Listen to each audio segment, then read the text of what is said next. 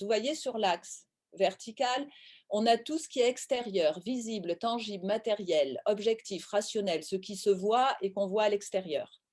Et en bas, on a l'intériorité, ce qui est invisible, intangible, immatériel, subjectif, sensible. Et sur l'autre axe de la matrice, on a le je et le nous. J'ai imaginé cette matrice pour mettre en lumière les différents types de reliance qu'il y a et puis surtout zoomer sur celle qui m'intéresse moi et dont je vais vous parler après, qui m'intéresse moi, mais pas de manière exclusive, bien sûr. Dans tout ce qui relève à l'intersection de ce qui relève de l'extériorité que l'on voit, qui est tangible, qui est mesurable et du nous, il va y avoir l'organisation. Et l'organisation, les règles, les process sont une forme de reliance et créent de la reliance, une reliance qui va nous satisfaire ou pas nous satisfaire, mais en tout cas, ça génère et ça fait vivre des canaux d'échange. Donc, c'est un type de reliance que l'on connaît, celle-là, on la connaît assez bien. Alors là, j'ai pris une organisation classique, j'aurais pu prendre un réseau, puisque de plus en plus, ces organigrammes classiques évoluent vers des schémas en réseau. Sur l'axe, sur le cadran, nous, le collectif, donc nous, c'est le collectif, et l'intériorité, on va trouver un système de reliance qui se superpose à cette organisation visible, mais qui est déjà beaucoup plus insaisissable, c'est la culture, avec tout ce qui relève des valeurs, du langage, des normes, des symboles, eux aussi nous relient. Et voilà, eux aussi nous relient. Donc, deux types de reliance, ces deux types de reliance, je les mets en évidence, c'est en fait pour dire, vous êtes tous du monde de l'entreprise et ou des institutions, en tout cas du collectif professionnel. Ces deux types de reliances-là, qui sont des reliances complexes, on sait assez bien les gérer. On va les gérer en réfléchissant à l'organisation et à les schémas, les systèmes, notamment d'information, et on sait à quel point le numérique transforme nos reliances. On va y réfléchir en termes de management, de logique coopérative, de développement de la transversalité, de réseau, de matriciel. Celle-là, on va dire qu'on sait faire. C'est pas facile, hein, mais on sait faire. Là, dans le cadran, ce qui se voit est le jeu. Là, on va être dans ce qui relève de la relation de moi au monde, le jeu-monde, dans l'appartenance, dans la question de la place, du rôle, de la participation au projet collectif. Et là encore, ces dernières années, dans nos organisations professionnelles, nous avons appris à travailler ces reliances, à les affiner avec l'entretien d'appréciation, par exemple, le développement des bilans personnels et professionnels et de plus en plus ces 10 dernières années, le développement du coaching pour que la personne trouve le mieux possible sa place dans l'organisation tout en étant elle-même et dans la richesse de sa spécificité. Vous voyez, donc des reliances, en fait, il y en a partout et elles sont de tous ordres. Celles, et on les connaît, celles-là, vous les connaissez. Et oui, c'est des reliances. Et il y en a qui peuvent ce qu'on peut rendre un peu tangible, mesuré, puis d'autres qui nous échappent, qui sont invisibles, qui relèvent de la culture ou des relations interpersonnelles. L'autre type de reliance qu'on voit entrer aujourd'hui dans nos réflexions politiques, managériales, stratégiques et de chemin de vie professionnel, c'est la reliance qui est en bas dans le cadran jeu intériorité. C'est intérieur et c'est jeu. Et là, vous allez me dire, non, mais cette reliance-là, entre ton intériorité et toi, elle n'a pas à faire, elle n'a rien à faire dans le monde extérieur, dans le monde social. Ah, c'est pas si sûr que ça. Alors regardons, c'est le cadran de la quête intérieure, du rapport à la nature, de la philosophie, de la spiritualité. C'est la question de l'ontologie de l'être. Et pour moi, dans mon histoire à moi, c'est le fameux qui suis-je, mais qui est aussi une question totalement universelle. C'est le sens de sa vie et de la vie.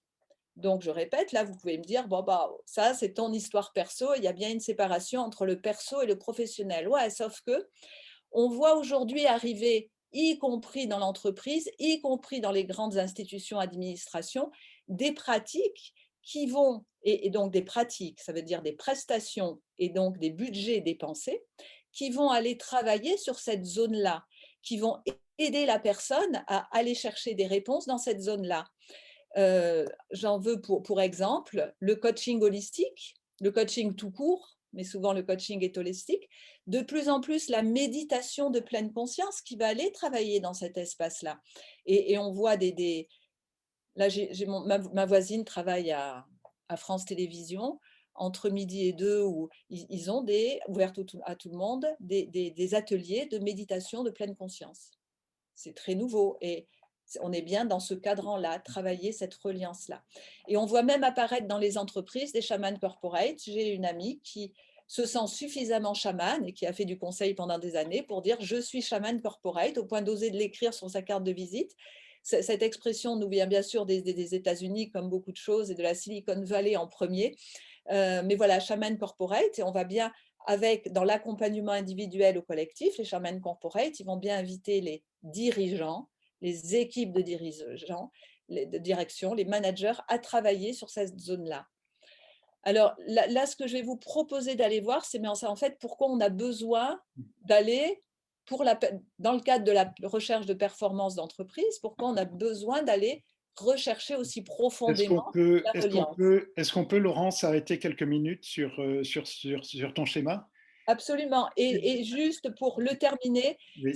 cette idée, et j'adore cette phrase, Jean Télès, c'est un philosophe qui a beaucoup travaillé avec Edgar Morin, donc un philosophe de la complexité, et qui nous rappelle que le meilleur chemin pour accéder à la complexité du monde est d'accéder à notre propre complexité. C'est une des réponses pour lesquelles, à la question pourquoi est-ce qu'il faudrait aller travailler sur cet espace intérieur. Parce que plus j'accède à ma complexité, plus j'en comprends la relativité, la subtilité, mais aussi la force et la puissance, plus je vais regarder le monde autrement avec ces nouvelles grilles de lecture qui vont être des grilles complexes, relatives, mais aussi révélatrices de puissance. J'élargis mon champ de vision. Oui, Eric, voilà, je m'arrête là pour cette partie. Merci. Voilà, non, merci Laurent, c'est tout à fait intéressant.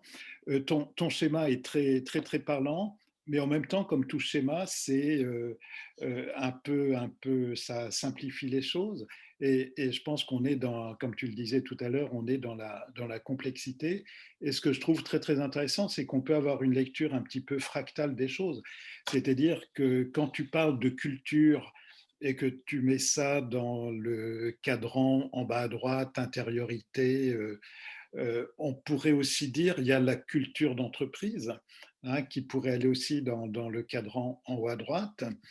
Et de la même façon, quand on parle de quête intérieure, de rapport, enfin de philosophie, de spiritualité, de plus en plus les entreprises cherchent un peu leur raison d'être, cherchent Absolument. on a de plus en plus des entreprises à mission, enfin bon, qui cherchent un impact, qui sont engagées. Donc, je pense que le schéma pourrait aussi avoir une lecture un petit peu en relief également, hein, c'est-à-dire pas uniquement à plat, mais avec des choses qui s'emboîtent les unes dans les autres. Voilà, c'est juste une remarque. Euh, donc, euh, donc voilà, je te pose la question, comment tu... Non, mais je suis complètement d'accord. Dans la réalité, là, c'était pour les besoins de la clarification de mon propos, mais dans la réalité, ces différents niveaux sont totalement intriqués les uns dans les autres.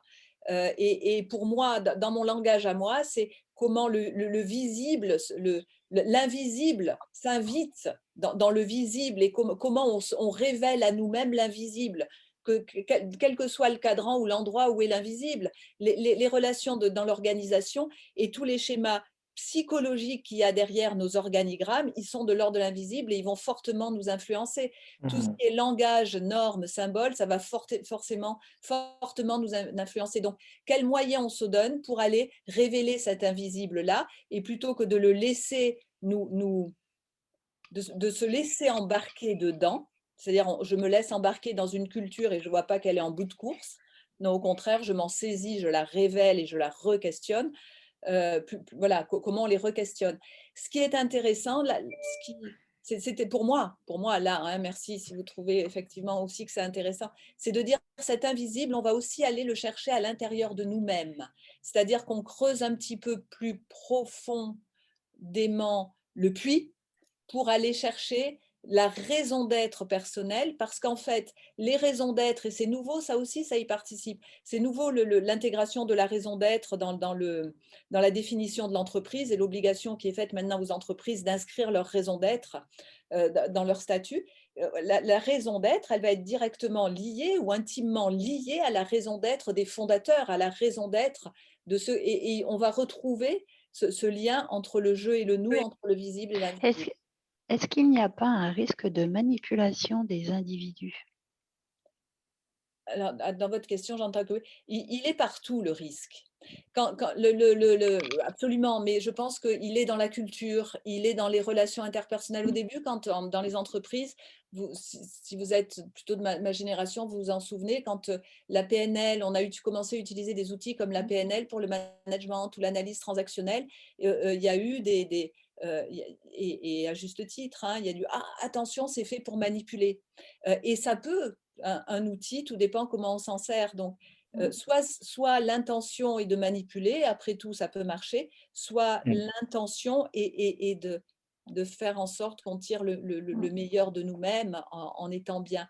Donc, moi, je crois beaucoup, ceci dit, au discernement personnel et à la capacité que nous avons les uns et les autres à savoir ce qui est bon pour nous et à accepter ou pas ce que le système nous propose et à identifier notre degré de compromis par rapport entre notre idéal personnel et ce que nous proposent nos systèmes.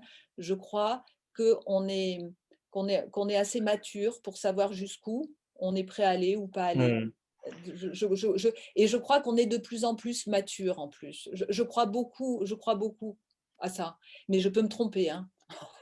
Je me permets, Laurence, vous m'entendez? Oui, oui, Oui. oui, oui, Ouais. oui.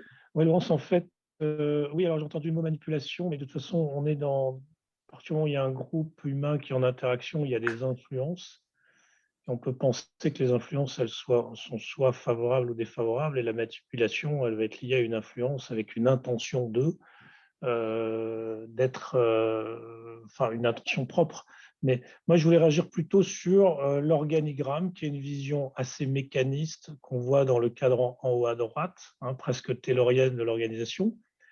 Et puis le sociogramme en bas, quasiment dans les organisations, on dit bah, il y a le pouvoir dans l'organigramme, et puis se développe à côté un sociogramme avec des influences. Est-ce que c'est pas ça dont il s'agit un peu quand on regarde le cadran haut et le cadran bas, tous les liens qui vont se créer, biologiques, informels, invisibles, et qui vont faire que ça crée une culture. Absolument, on peut le voir. Je suis d'accord, bien sûr. J'ai pensé à ça, je ne sais pas si c'était correct. Merci de ce. En fait, ce que je vous propose maintenant, c'est d'entrer dans le cercle rouge. Pour aller, alors pas pour dire que seules les relations qui sont là, les reliances qui sont là sont intéressantes, hein. C'est juste celles qu'on voit émerger dans le champ collectif. Bien sûr, toutes les autres sont fondamentales. En fait, on est comme des musiciens qui jouent de plusieurs instruments à la fois, hein, quand on est en situation professionnelle.